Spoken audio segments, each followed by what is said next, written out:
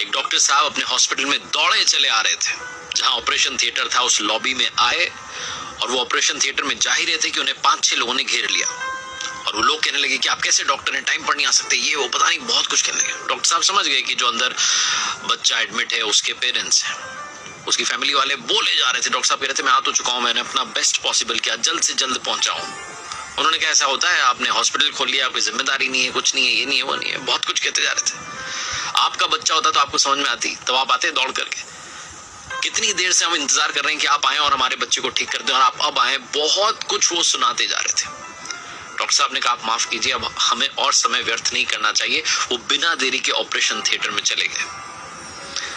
1-1.5 घंटे तक उन्होंने ऑपरेशन थिएटर में ही रहे, ऑपरेट किया। उसके बाद जब बाहर निकले तो ये जो 5-6 लोग थे, उस बच्चे के परिवार वाले, माता पिता, चाचा, उसके मामा, जो भी लोग आए हुए थे रिश्तेदार, वापस से डॉक्टर साहब के पास गए और पूछना चाह रहे थे कि क्या हुआ। उससे पहले डॉक्टर साहब ने कहा कि आप चिंता मत कीजिए, आपका बच्चा अब स्वस्थ है, ठीक है, कोई चिंता करने की बात नहीं है, वो जल्द रिकवर हो जाएगा, आप उससे मिल लीजिएगा। ऐसा बोल रहे थे।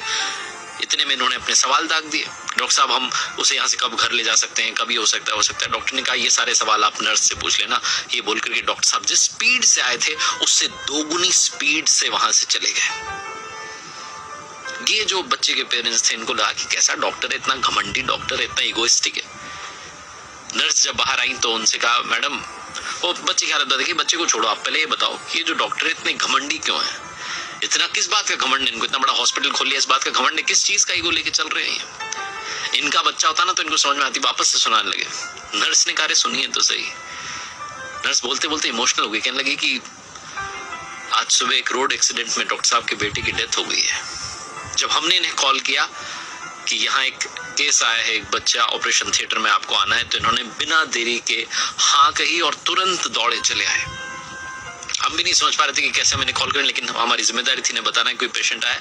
इन्होंने ना नुकुर नहीं की, सीधे चले आए और अब वापस स्पीड में गए हैं क्योंकि इन्हें अपने बच्चे का अंतिम संस्कार करना है। बहुत छोटी सी कहानी जो लाइफ में ये सिखाती है कि जीवन में हम कई बार सामने वाले की परिस्थिति जाने बगैर रिएक्ट कर देते हैं। हम बहुत जल्दी रिएक्शन दे देते हैं और बाद में जब हमें उसकी स्थिति समझ में आती है, उसकी सिचुएशन समझ में आती है, तो हम गिल्ट में चले जाते हैं। हमें लगता है कि हमने गलत कर दिया।